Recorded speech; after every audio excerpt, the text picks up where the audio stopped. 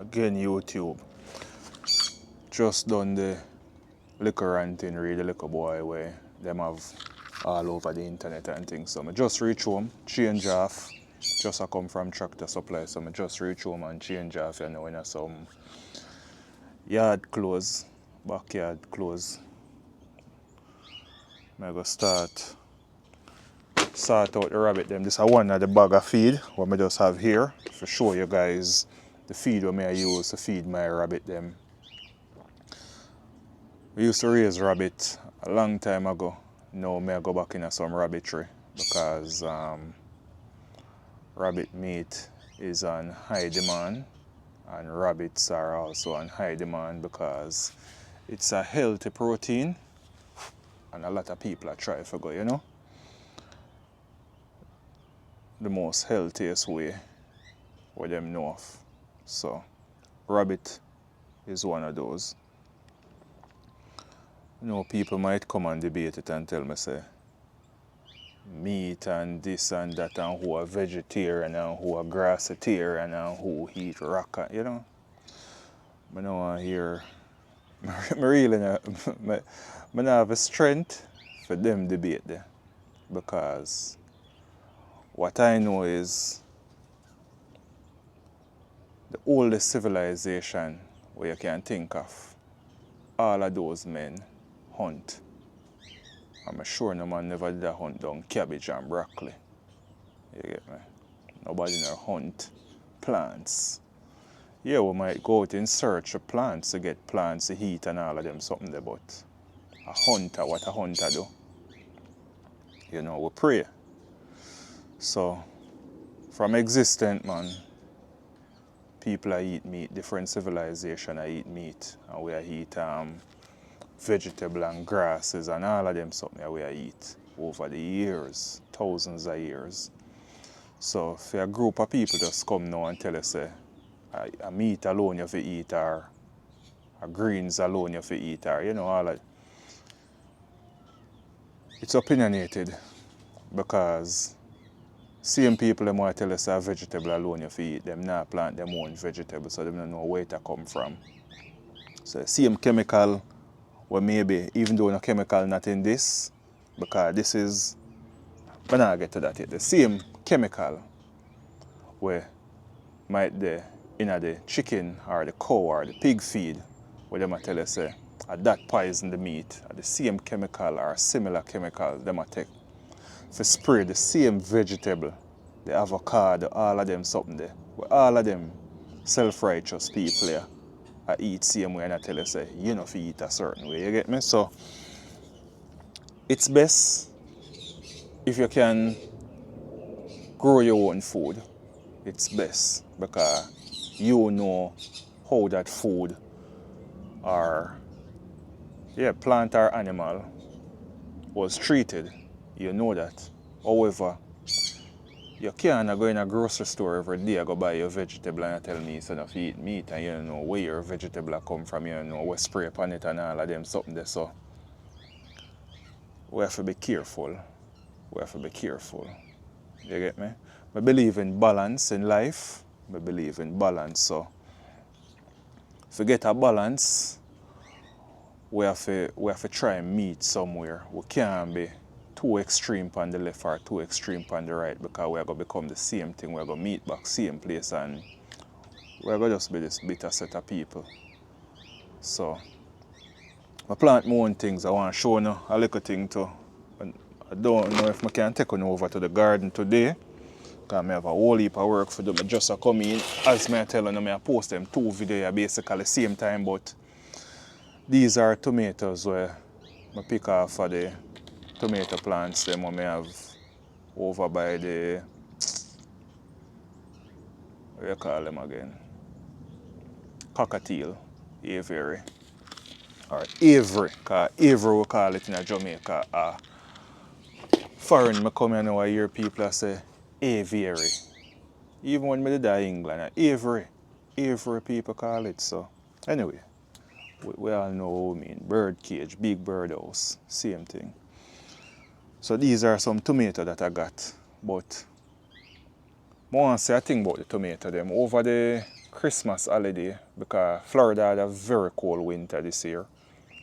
Over the Christmas holiday, some people came to visit me and they were asking me how me keep tomato through this cold.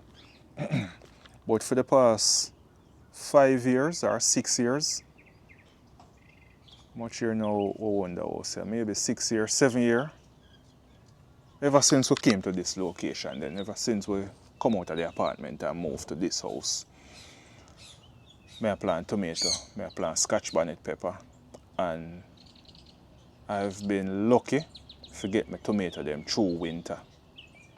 No matter how we get frost in Florida, go down to all 32, 33, freezing, I may get for bring tomato through it. If you're in Central Florida and above, you have them type of problem here. If you're in South Florida, it don't really matter. It come like a Jamaica here the same way. The climate is just the same for most part. Maybe you get 2 or 3 cold days and that's it. That not go do. That not go harm tomato. But one of my trick is I keep the tomato root wet at nights, especially when we're gonna have a very cold night. I look up the forecast, and if the time I gonna be very cold, below 40, I put on water properly on the tomato root, keep the root wet, and that help the plant to not get shocked throughout the cold spell. The next thing when I start though, when I discover it, I start do it because I remember growing up back a yard in the country, the outside kitchen. You always have that. I don't know if our parent or our grandparent them did plant it, but there's always a tomato plant or a pepper plant beside the outside kitchen, right at the window. So whether them prepare things and throw it through and it grow there or something, but it come in like it did in every single yard. Growing up in the 80s and early 90s, every single yard, once you have an outside kitchen, tomato there around it or pepper there close by where you can just pick and wash and put in a pot. I remember there was always ashes at the root. So I grill a lot. I eat burger or jerk pork or jerk chicken basically every week. I grill a lot. So because of that, I have a whole heap of ashes. And I start take it and put at the plant them root.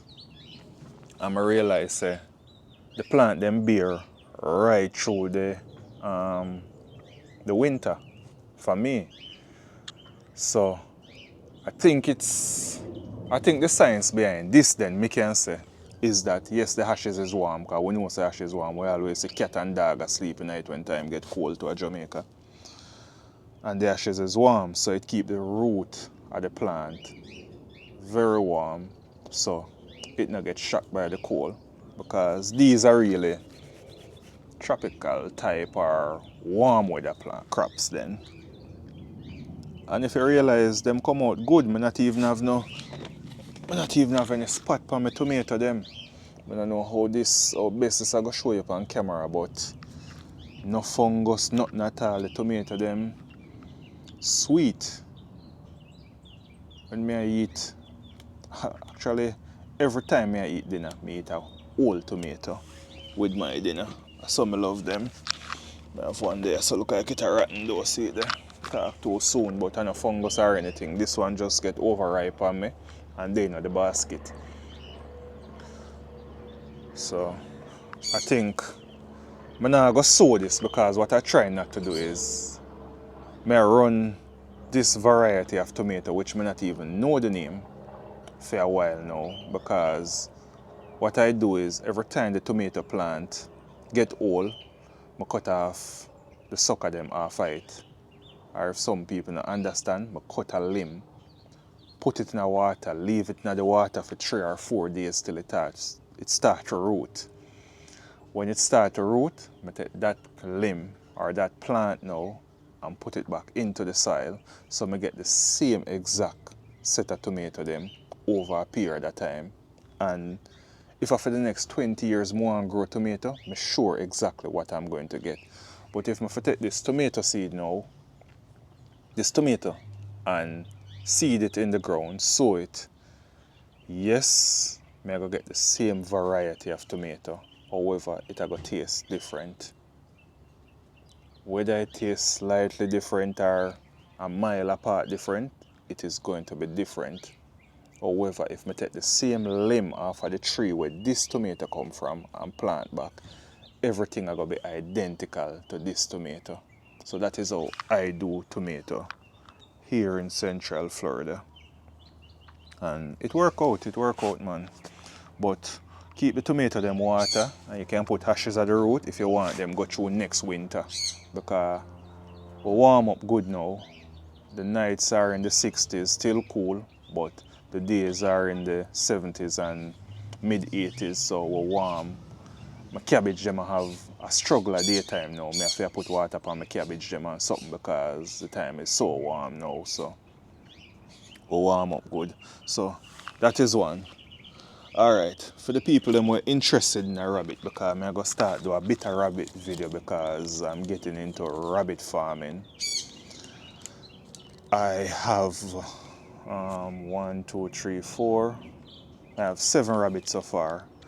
I buy 4 New Zealand, 4 purebred New Zealand, and 3 Tamok. How I do it is I buy 2 New Zealand white, a buck, and a female. And I buy a New Zealand red and a New Zealand grey, a buck and a female. Yeah, people are going to tell us, forgot the trio, 1 buck and 2 female, but that could have worked. But what I want to do is, I want to keep them purebred, and I want to have the best or a good bloodline. I don't want to say I have the best bloodline, I would love to, but I want to keep a very good bloodline. So I get these from a reputable farm where I'm sure, I know that these are purebreds, everything come with. The Tamoks. I never know about Tamok before I start investigate and I say I want to go into rabbitry. The Tamoks is basically a breed. People just say a hybrid, but it's a breed where them develop in Texas to the heat. Oh, I look now, I say the Tamok grow even faster than the New Zealand. Whether it be New Zealand white or red, the Tamok just grow faster than the New Zealand, because I've seen people doing the comparison between the Tamok and the New Zealand at 9-week-old, and the Tamok outdo the New Zealand by a pound. And by a pound, that is a lot if you are going to rabbitry or any type of meat. A pound is a lot because it adds up. So if you sell 100 rabbit one time and you have the Tamok, where give a pound each over the New Zealand, that's 100 pound more. It adds up, and the same amount of feeding these rabbits take. Also, the Tamok can tolerate more heat than the New Zealand, and I realize it now that the time I warm up for true. You will see the New Zealand them are panting at the middle of the day, you know, I breathe hard and things like that, and the Tamok just relax. Them have bigger hair because them say the hair help with the cooling down, the cooling system and something. The Tamok have bigger hair than the New Zealand. To me, the Tamok have a better structure than the New Zealand. So, yeah, I go see where it go, because I keep purebred Tamok, purebred New Zealand. I not cross them because I don't know if in the future I can export Tamok rabbit to the island of Jamaica, because a lot of farmers in Jamaica now are turning to rabbit because it's a lucrative business, farm animal. You know, them take little and give a lot. You need a lot of space to the rabbits. So that is one. I know so there's a lot of New Zealand on the island. New Zealand common, them all over the world, everywhere. But the Tamok is a kind of rabbitry delicacy, if that makes any sense. It is not a recognized rabbit breed by the American Rabbit Association. However, just like every other breed, when them just develop it, take a while. Because even the New Zealand rabbit, it was developed here in America, in California. Not because you hear the name New Zealand. So, that are really what I go towards. I go show you guys some of my hutch design, rabbit house design, rabbit pen design, whichever way, are the same thing. I just want to make it simple for people understand what I say. I'm going to show you guys some of the design. 4 of the rabbit them, I have them in my so-called perfect rabbit hutch. Because those cages that I had before, I decided to go in a rabbit. Those were for chicken and exotic birds. However, as I go along, plans change and I put the birds in aviary, make them do what them call it in agriculture now, community breeding or community living, something like that them call it in agriculture. I forgot, I know it, but just because I'm in front of the camera, I can't remember the word. So I have the rabbit them in some bird cage. However, I also get a few rabbit cages, which I can show maybe in this video, maybe in our next video, as I don't know, I have the time. But I have some rabbit cage from a place in Missouri called Bass. I set up those cages already. I may have the tamok rabbits in those cages. However, another set of cage supposed to be delivered next week. When those come, I'm going to do a unpacking and a review also of the cages so far. As I go along, I'll give reviews. I don't know if these people ship cages out of the country or so, but I'm trying to make a bridge between, American rabbitry and Jamaican rabbitry, because if you can get a rabbit with 9 weeks, it'll give you an extra pound, and you into the business of rabbit meat, and you export at a large scale, it'll go work out for you. And if a backyard rabbit for you and your family, it's still a go work out for you. A pound is just a pound. So whether it be a pound of stone or a pound of feather, a pound is a pound. None no way no more or none no way less. So what I really for start is put on my hat, because a lot of people always ask me why I always not hat, but them think I hide anything, but me no ball or anything. I have a full year ahead and thing like that. I work on the beard, it's patchy, but it's coming. I work on it. Yeah. Alright, so sorry for the noise of this bag. This is a 50-pound bag of feed. I get it at Tractor Supply. This is the Purina brand. I also have some of the Producer's Pride from Tractor Supply. So if you're here in America and you raise rabbit, these, I hear people bash them on the internet and whatever, but they're cost effective. They're still good because it's alfalfa, your regular hay, and all of them plant-based thing they make these crumbles, these feed.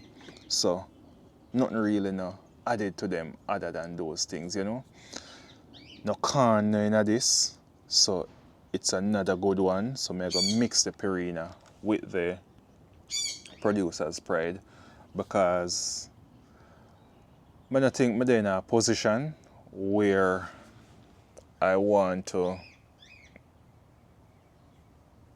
do an experiment to see which one is better. I don't have that patience right now. I don't have the strength right now to do that. So I'm going to MacGyver something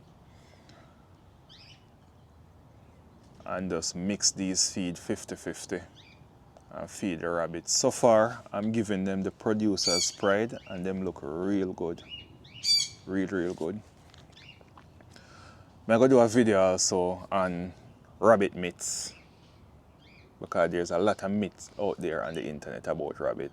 Myths and perceptions about rabbit. I know rabbit because I used to raise rabbit, as I'm telling you guys. But that's it. I don't want to drag on too much.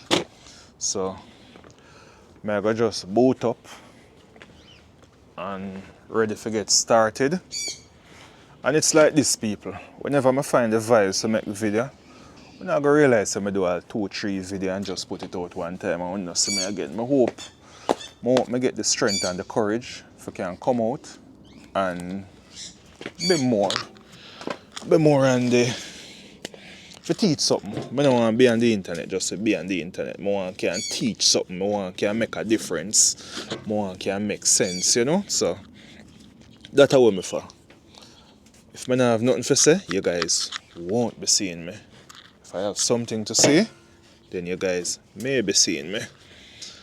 And the cooking video, them are come back, you know. But you know, sometimes I have so many things I do, and when I come in and to cook like a food or do any little thing, can't set up camera and you know, all of them something there.